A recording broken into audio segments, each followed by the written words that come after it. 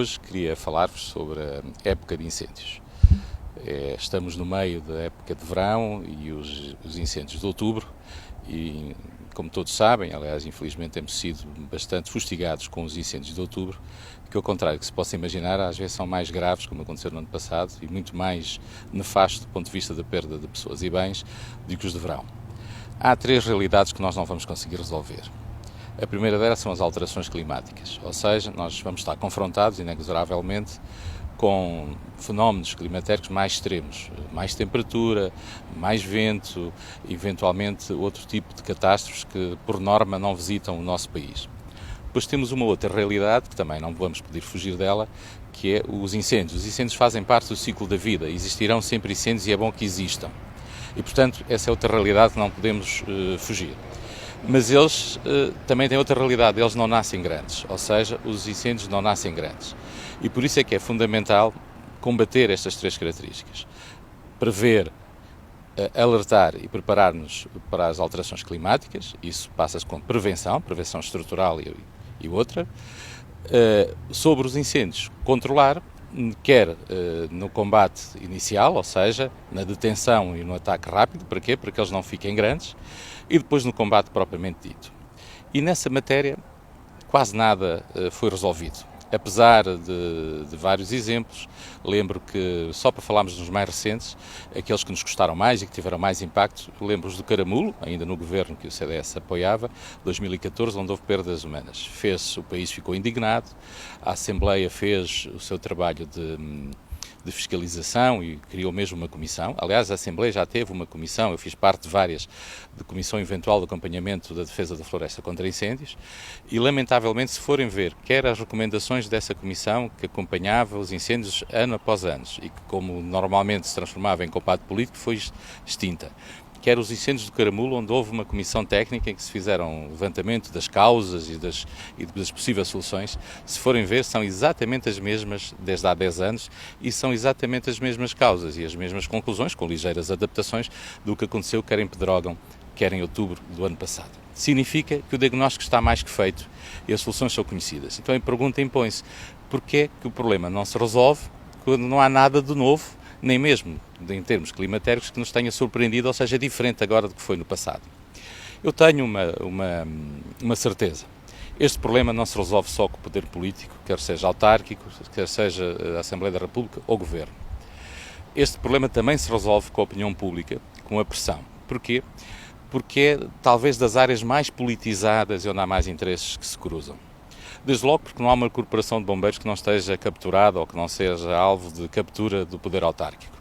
Porque depende dos subsídios da Câmara, porque depende dos favores da Câmara, porque o Presidente da Câmara é a autoridade de proteção civil e, portanto, a tentativa da Câmara ou dos poderes políticos de absorverem os bombeiros é evidente.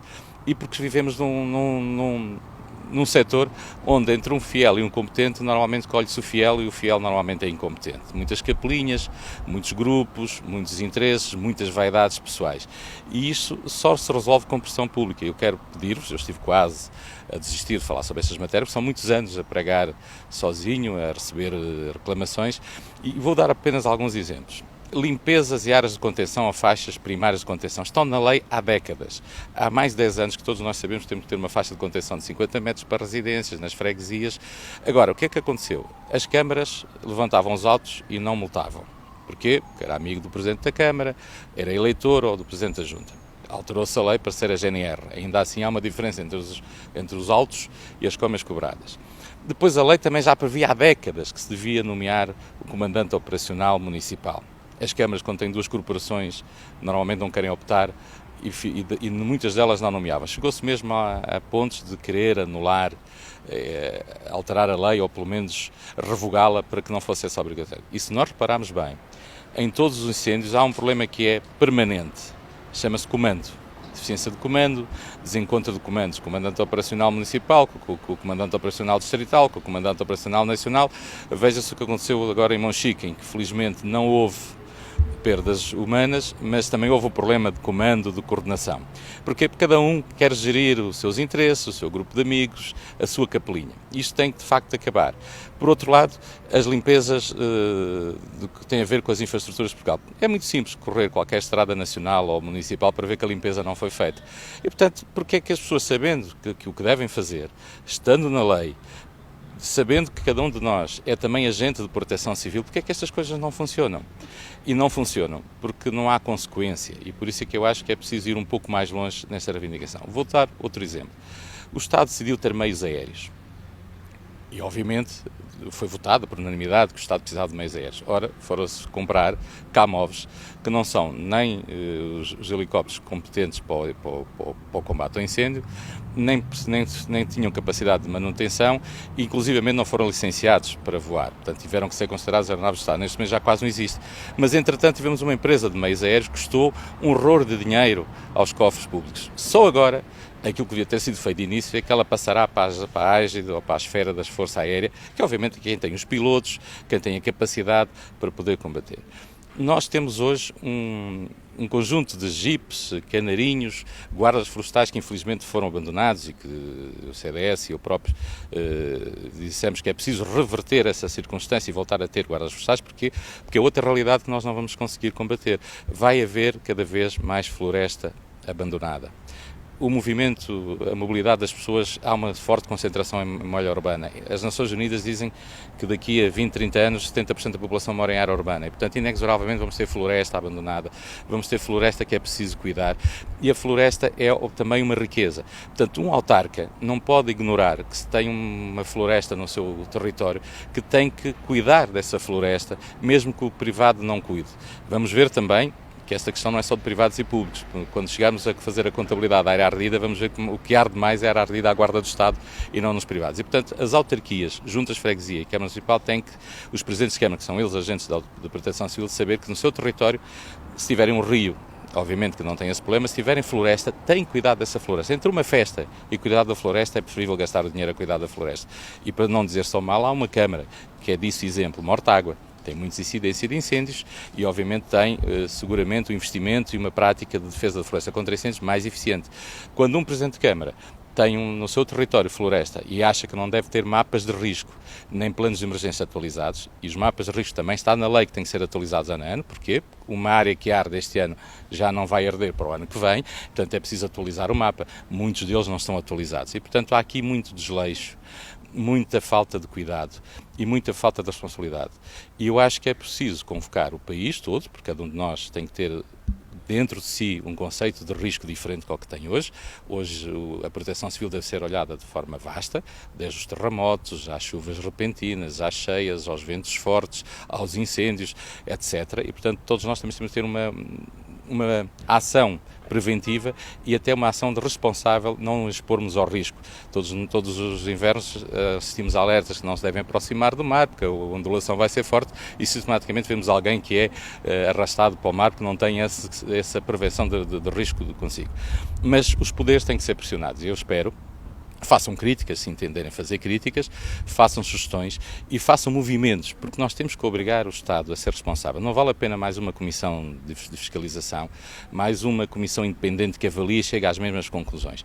Nós temos que ter um corpo de bombeiros profissionais. Eu não estou a criticar os voluntários, nós temos, se a coisa não corre pior, se nós ainda temos alguma capacidade de preservar pessoas e bens, devemos, não aos governos, não tanto aos governos, não tanto aos autarcas, não tanto aos dirigentes, devemos essencialmente aos nossos bombeiros. Eles levam muito a sério o lema vida por vida.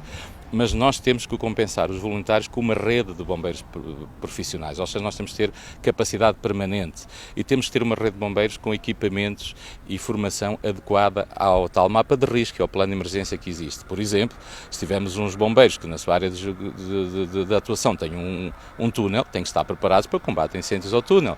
Se for uma zona urbana, têm que estar preparados e equipados para combate a incêndios urbanos. Nós temos que ter no país um mapa de riscos muito bem definido, todo atualizado. É nossa obrigação de entidades públicas, entidades privadas e cidadãos perceber os riscos e temos que ter, obviamente, bombeiros. Eu acho que os bombeiros profissionais devem complementar os bombeiros voluntários. os bombeiros voluntários devem estar perfeitamente enquadrados e não podem ficar de fora de toda esta estratégia.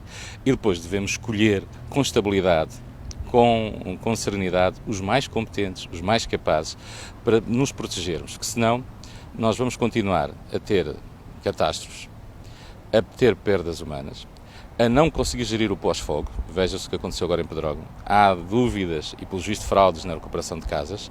Há dúvidas e, pelos vistos, pouca ação do ICNF naquilo que é a recuperação da nossa floresta, quer seja com floresta autóctone, quer seja criando os mosaicos de várias diferentes florestas, quer seja de pinheiro, quer seja de carvalho, quer seja de eucalipto, porque o mosaico e a floresta alternada é em si mesmo uma defesa contra o incêndio.